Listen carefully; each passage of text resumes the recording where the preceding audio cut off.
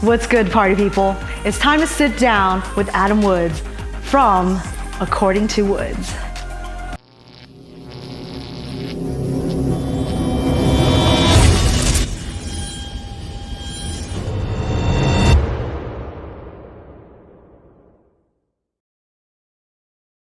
What's good, party people? This is According to Woods, and oh my god, it's the 1 year anniversary of According to Woods, and I have the honor and privilege of having christening this 1 year kind of sabbatical, this kind of deal that I've got here with UFC fighter, host of the Sex and Violence podcast with the Rebel Girl, Ashlee Evans Smith.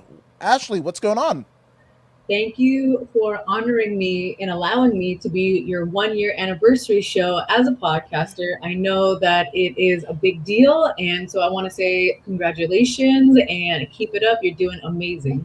You're tremendous. And as a podcaster yourself, I take so much from your podcast, and that's a crazy thing. It's an art form, right? It's an art form to be able to talk. And it doesn't seem like it at first because everybody theoretically talks, right? But then to do it well and to have a engaging conversation with the guests and then dual fart your audience at the same time, it can be a kind of a juggling thing. You kind of feel like Circus Soleil at times. Well, something that people don't know is that I have my degree in communications with concentration in media studies. So before I became an MMA fighter, I thought that I wanted to be an investigative journalist. And then I thought maybe I would be a private investigator. Maybe I thought I would join the police force, become a badass cop, and then start my own private eye. I don't know. I had very big dreams and aspirations. I graduated from college in 2009 at Menlo College. It was the recession. So not only could I not get a job, there's no internships. It was just really bad. So even though I got into fighting, I feel like I've come 180, 360, whatever. Math is not my strong point. But, made full circle back to interviewing and communications and all that kind of stuff. So I have a little tiny bit of acting on my, high school, college, that kind of stuff. And then just being in front of the camera, fighting, interviews, all that kind of stuff. It's, this accumulation of airtime and experience. And so when I started podcasting, a lot of people were like, whoa, you're a natural. And I'm like, I've been doing it a little bit, so I don't think I'm that great, but I do think that with the life experiences that I've had, it was a smooth transition. But you mentioned your wrestling kind of prowess. Like at what point in your life, because you're into so many things, and it's pretty apropos, you're the rebel girl. You fucking do your own way. In the words of Fleetwood Mac, you go your own way. But what was it about wrestling that kind of drew you into kind of like getting your feet wet with mixed martial arts or combat sports in general? Yeah, it is. I'm so lucky, so grateful, just lucky really, because, obviously females in wrestling and females in mixed martial arts, females in any kind of contact sport is unusual. Even more so when I started high school in 2001, I was a freshman. So there no women's wrestling teams, nothing like that, I just took a dare, I guess not even a dare. It was my brother's best friend who I used to beat up because I was a tomboy. He told me that, oh, girls can't wrestle.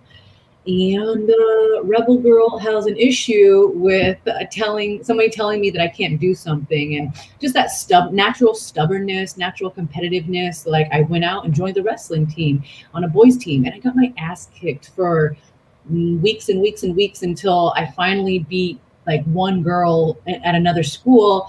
And then that was just like a bug. Like I got, like the itch, and I just wanted more. I wanted more victories. And so I stayed on the boys team, and then I got a scholarship to go to college, went to Menlo College, was a 4-time All-American, love wrestling with a passion. It is my first love, and it probably will be my biggest love for the rest of my life because I was such a shithead little kid. It saved me. It got me out of juvenile hall. I'm very open with my story, and I talk a lot about it if people ask me about my past. But wrestling saved my life, and it just kept me on a good track to not get in trouble, to go to college, and then obviously, I got into mixed martial arts because a chance meeting with Eugene Jackson, who was my first ever MMA coach. As you know, probably since you're Yeah. smart with the MMA, he's an OG Yeah. of MMA and the UFC. And so I just feel so lucky, lucky to have been a girl in wrestling, lucky to have went to college in the Bay Area. I'm from a really small town. I got a scholarship.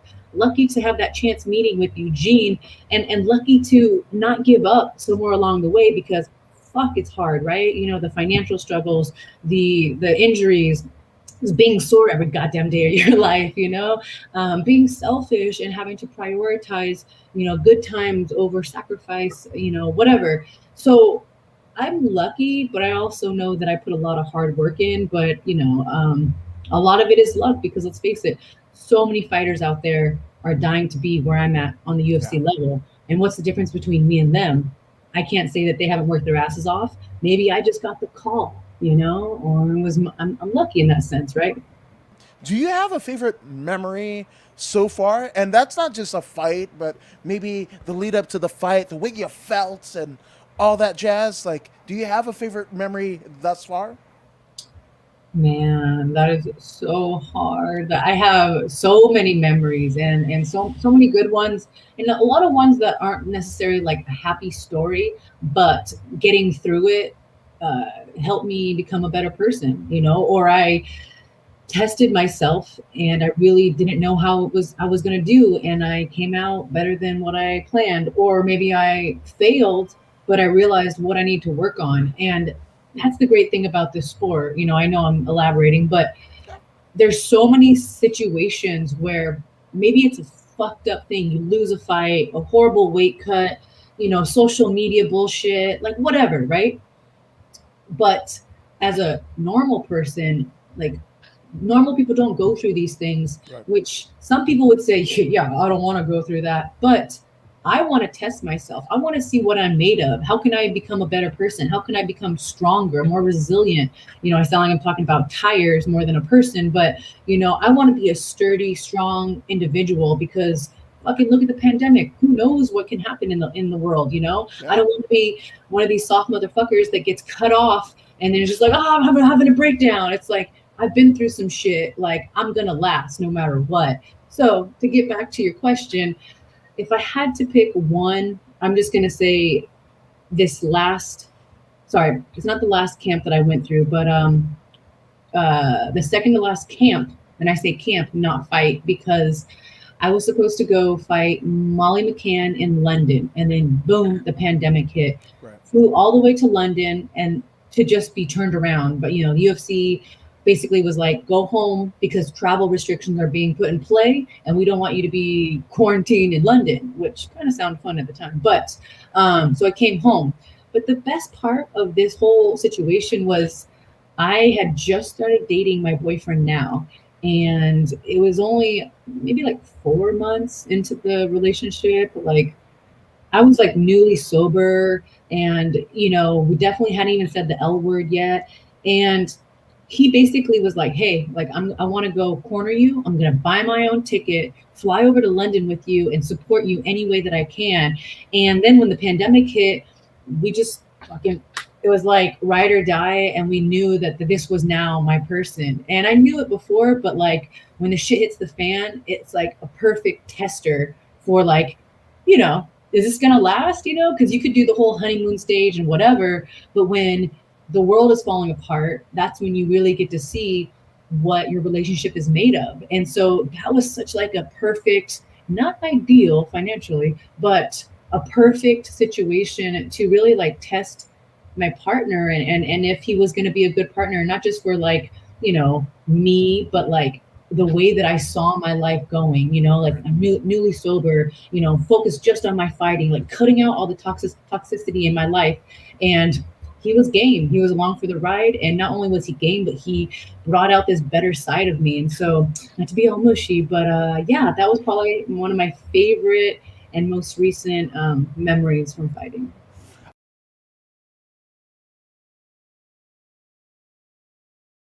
So, what was the genesis of the Sex and Violence with Rebel Girl podcast? Yeah, I mean, so I did consider, well, I did play around with the idea of starting a podcast before the pandemic, probably like at least like 4 or 5 months before the pandemic. I had shot the idea of like sex and violence, where I interview fighters, but not just about fighting, about their personal lives. And it could be something as vanilla as Mark Munoz's wedding, stories, or Colby Covington's ass and titty stories, and then I would tell these people and everyone, not just my friends, because you gotta ask people that actually, aren't just yes men and yes women. A lot of people Yeah. want to support you, but I just wanted real opinions, and everyone that I told was like, yeah, I would listen to that. That's very unique. Who doesn't like sex and violence? And so I made excuses, oh, I don't have time. I don't have the money. I don't have this, blah, blah, blah. And then the pandemic hit, and I just realized, I'm like, this is, there's no better time than now. And I started it. A lot of people have helped me along the way. My audio engineer, DJ Zoll, who basically does all the tech stuff for me. I obviously create the show, book the guests, make the segments, market on social media, pretty much anything that doesn't have to do with tech stuff. Zoll does audio wise. And so he's amazing. If you guys need any kind of audio stuff in Orange County, it's at DJ Zoll on Instagram. Just a good human and a friend. And, him and I have been trucking along. We've had some people come on, some people fall off, but like him and I are the core team, and we keep it going. And one thing I said early on was, when I started this, I did not want to be a part of the whole pod fade. Pod fade is about 7 episodes in, when podcasters, for some reason or another, just go, this isn't for me. And I'm no fucking quitter. So I was like, if I'm going to do this, I'm going to do it right. And right off the bat, I had amazing guests, like Jessica I, Tracy Cortez, like Polly Shore. Like, how did I get these people to do my podcast? I just like picked up a mic and was like, "Hi guys, testing 1, 2, 3." Like I didn't know what the fuck I was doing, but I'm so grateful. And I think it's a mixture of everybody during the pandemic respected somebody else's grind. It's like, hey, this person's trying, and so they gave me a shot, and I'm still so grateful to those first 52 guests. Every guest I'm grateful, but yeah, basically to answer your question, sorry, very long-winded. No, elaborate. Wormholes. That's what podcasting is for. Go for it. I basically I said fuck it, and with the support of my boyfriend, who I wasn't gonna do it, but and it's very ironic too. It's like, your boyfriend told you to start a sex podcast, but he, if I say I want to do something, he believes in me more than I believe in myself, which is such a good feeling. Like I am my own worst critic a lot of the time, and then I've just got him being like, you're amazing, you're beautiful. And I'm like, I'm amazing, I'm beautiful, I can do this. And so I did it, and it's been amazing. I'm not not quite breaking even, with the bills yet. But I don't care. I know, just like fighting, that if I put enough time and I put enough work and I continue to learn things, like I'm always listening to podcasts about podcasts. Like, how fucking boring does that sound? But to me and you, I'm like, oh shit, did you know there's a new, like, the Apple subscriptions are coming, like nerding out, because I want to be the best I can be in my chosen profession. MMA, obviously fighting, my sport, but now podcasting. And so maybe I won't be a fucking Joe Rogan or a Joey Diaz right off the bat, but I'm an Ashlee Evans Smith. I'm a rebel girl. I'm sex and violence with rebel girl, and that's all I really ever wanted to be.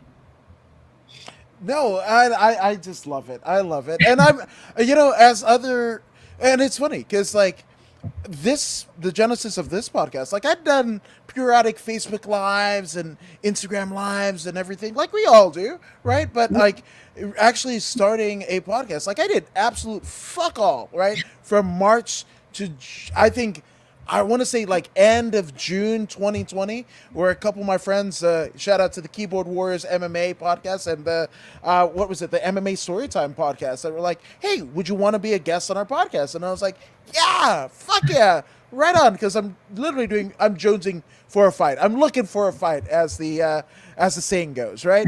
And they were like, no, you're so great. Why don't you fucking start one? I was like, yeah, because I hate editing and all that shit. It's like, Mhm. no, we're using this thing, StreamYard, whatever the fuck. You don't have to do it. It just goes lives, whatever. $25 a month, $50 a month, whatever the fuck. Do it. I was like, all right, cool. That's why, like, I love when people, because again, we saw it in the pandemic, right? Depression, like low self esteem, all of this stuff, right? So if this is right, so if this is your thing to do, fucking come on, let's do it. Because I would rather have all of my friends that are doing the thing and get their kind of I don't know, like their a point of relevance, right? Like the fact that they're like, we're doing the fucking thing that we always wanted to do, because that's what it is for me. So if you're in it, I'm all like, fuck yeah, do it. Like, and we'll share tips and fucking DM and like, oh, whatever. Because again, this right now it's never been done before. Like again, I was going from Inglewood, California to Huntington Beach on beach in Edinger, right behind the BJ's, to radio school, 4 hours each way on the bus. And then when we had a bus strike in 2003, I couldn't go. 20 grand in the hole, didn't even finish my fucking term. But now I have a studio apartment in the corner of my living room. It's fucking wild. Well, congrats. And I think that, a lot of people think it's easy, and that's why there is so much pod fade, right? There's like 2 million podcasts out there. Like it was a statistic the other day, but that doesn't mean that it's a podcast like you and I who made it over a year. I think the number drastically changes when you get those numbers. That's that kind of like criteria, like over a year, over 2 years. And I have so much respect for the people like you that are actually doing it and that continue to do it, because there's peaks and valleys. Sometimes you're going to have, like a couple hundred listens, and then sometimes you're going to get a couple thousand. And it's just like with life. It's like, oh, or fighting, you lose a fight. You're like, do you quit? No, you go back and you learn and you get better. And then maybe you get, maybe you win your next fight. Maybe you get 10,000 likes, So I told all my listeners, all my followers on the podcast that I was going to approach this podcast like I would a fight. I'm going to give it my fucking all. And if I take an L, I'm going to go back to the drawing board. I'm going to get better, and I'm going to come back, and I'm going to win, and I'm going to get better and better. So, but I have so much respect for fellow podcasters. I do. And I've been doing a lot of, smaller podcasts, if you will. Not that, that matters, but a lot of people are appreciative of me being like, yeah, I'll do your podcast, and you get 10 listens. Like, fuck it, let's do it. Because I know what you go through, all the tech stuff and the marketing and creating and reaching out and booking. And like, it is a lot of work, and everybody thinks that they can do it. It's so easy. Not fucking easy. No, it isn't. But again, for you to, go out of your way to be able to enrich the lives and the algorithms of other podcasts, it's absolutely tremendous. Like even like I was just like, hey, you could say no. You could say no, because you are.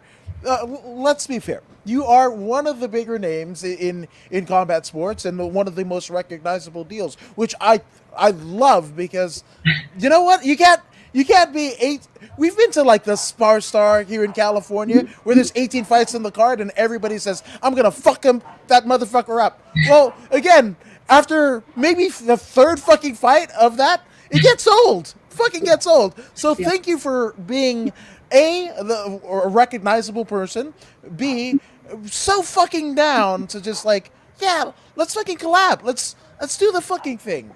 But I know in my heart that some of these experiences and guests who have shared their stories, I know that someone has listened, heard these stories, and felt not so alone or inspired, or like whatever, they connected and resonated with it some way. And so I know that it's a sex podcast or a fighting podcast, but there's deeper meaning to it, and it's really doing more than just being a fucking sex podcast. Like, it's a platform for people to show a side of themselves that maybe they wouldn't, otherwise. And you may say like, oh, who cares? That's a personal side. Keep that personal. But you know what? Shame dies when stories are told in safe places. And that is one of my favorite fucking quotes, and it's very true. And so I'm not saying I'm doing the Lord's work over here, but it's a really cool outlet for a lot of people. And I've only gotten positive feedback from all my guests. They basically tell me that it's the best interview and the most fun interview they've ever done. It's a refreshing change from how are you preparing for this fight? How's the weight cut going? Like blah blah blah. So I know I may not win a fucking, what's a fucking what's the awards for podcasting? I don't even know what they are. I don't know, podcaster of the year, iHeartRadio, somehow, whatever the fuck. I may not win a fucking blah blah blah award for podcasting, but I do think that I'm doing some good.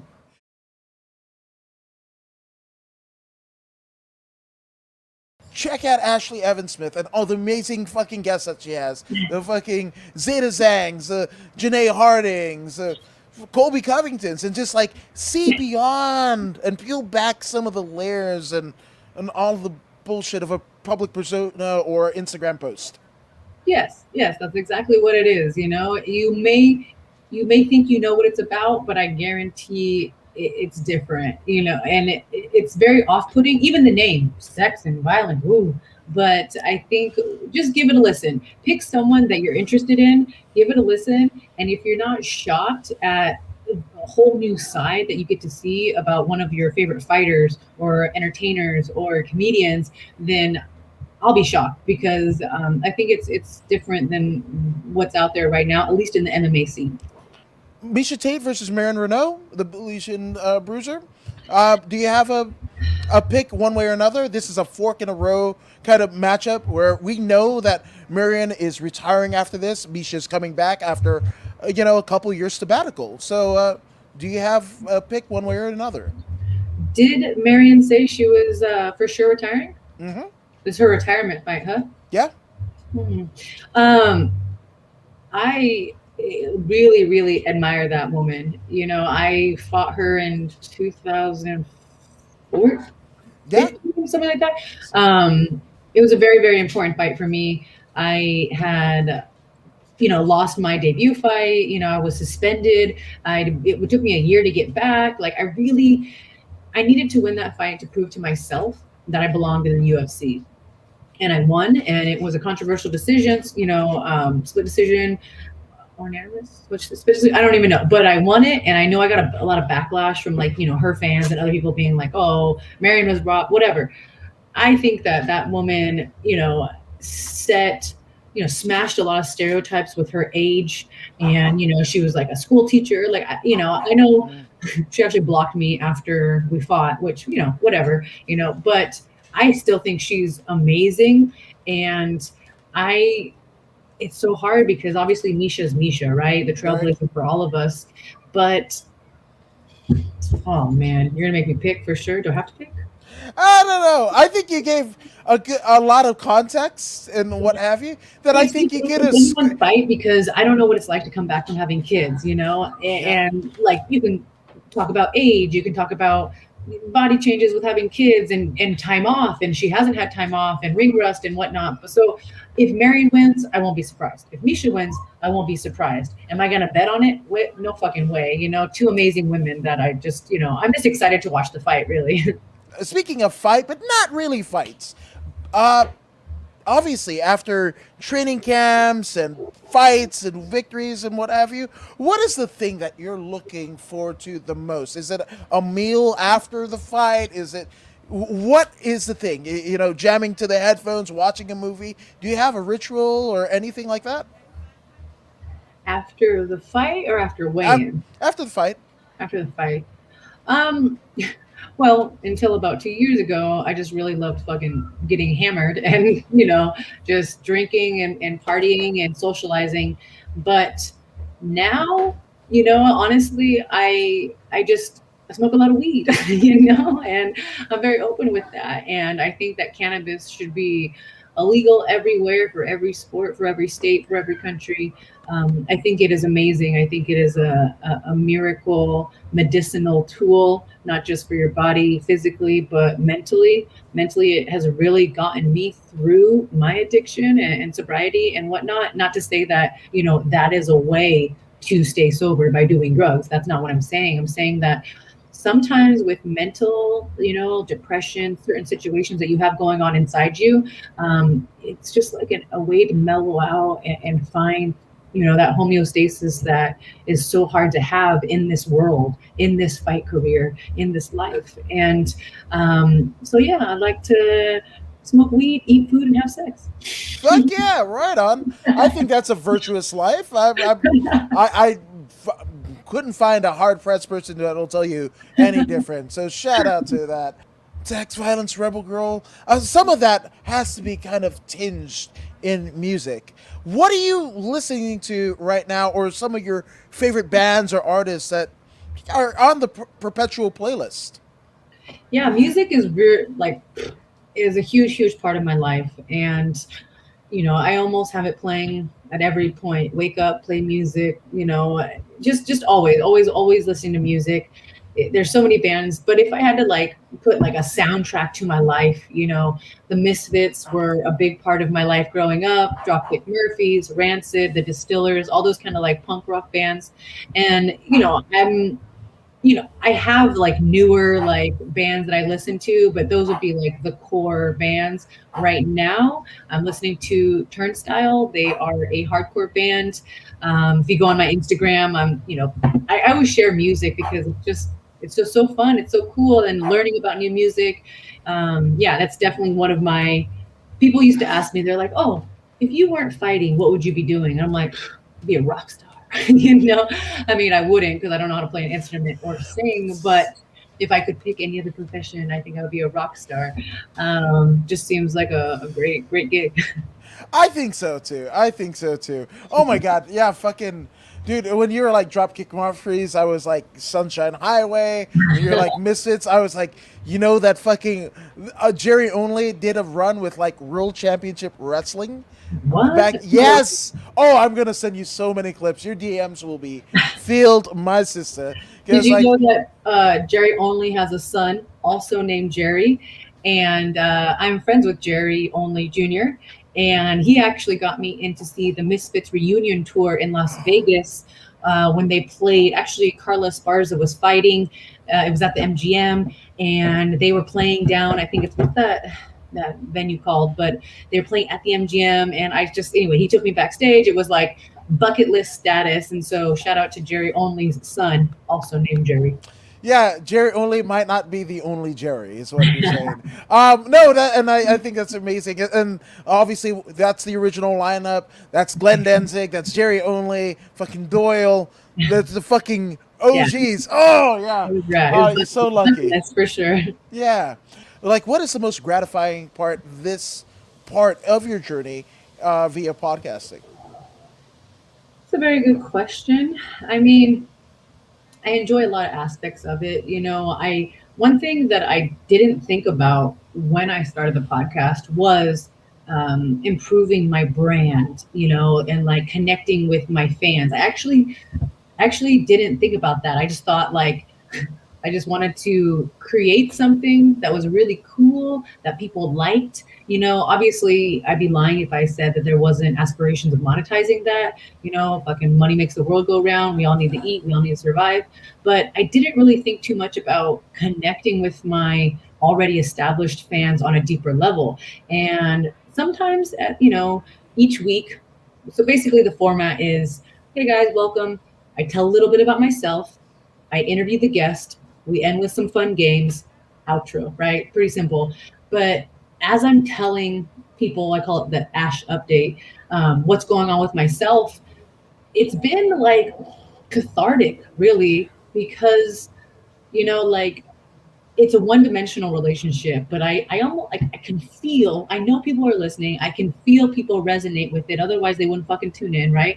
And so, I've just been able to, I don't know, get through this pandemic and this weird time in my life, not just the pandemic, but my fucking spine surgery, all the other shit that I go through. My life is never boring, for better or worse.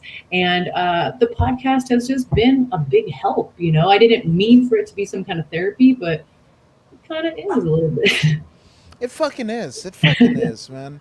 But obviously, you mentioned, connecting with your fans and just connecting in large part or small part in a larger community. Yeah. There have been a lot of people, both professional and personal, that have helped Ashlee Rebel Girl Evans Smith get to where you are right now. So take as long as you like. Let's get some shout outs out of the way. Oh my God. I mean, obviously, like I said, DJ Zoll, he's just been amazing. My boyfriend has helped me, whether it was fucking, talking to someone or at one time he was behind the camera, it just, so Mike Wilson is amazing. That's obviously my partner. We're going to talk about him.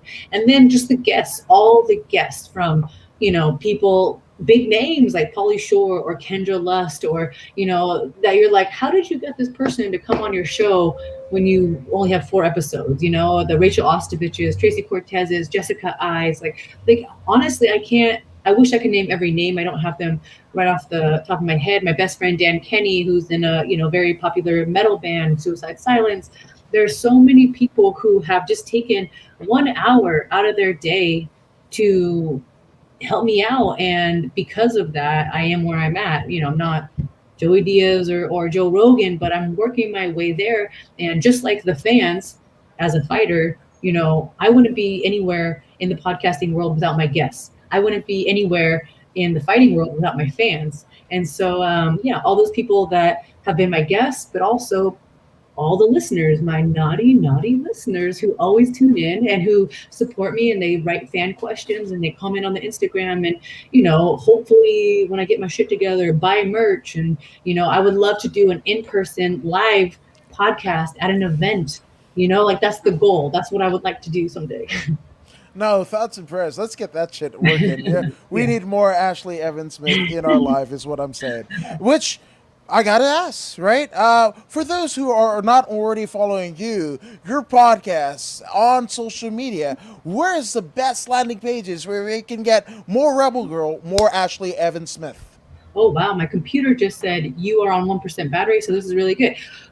Across the board on all social medias, it's at Ashlee MMA, Instagram, Twitter, all those. And if you want to check out the podcast, it's at Sex and Violence with Rebel Girl on Instagram. And that's about it. Yeah. Hell yes. Well, Ashlee, thank you so much for joining us here on the 1-year edition of According to Woods. And thank you guys for supporting me for a whole year. Cool shit going forward. But thank you guys. But if you aren't subscribed to the According to Woods podcast on Facebook, YouTube, and Twitch, I definitely urge you to do so, because I want to see myself succeed. There's nothing wrong with that. But Ashlee, you're going to be subscribed to the podcast, aren't you?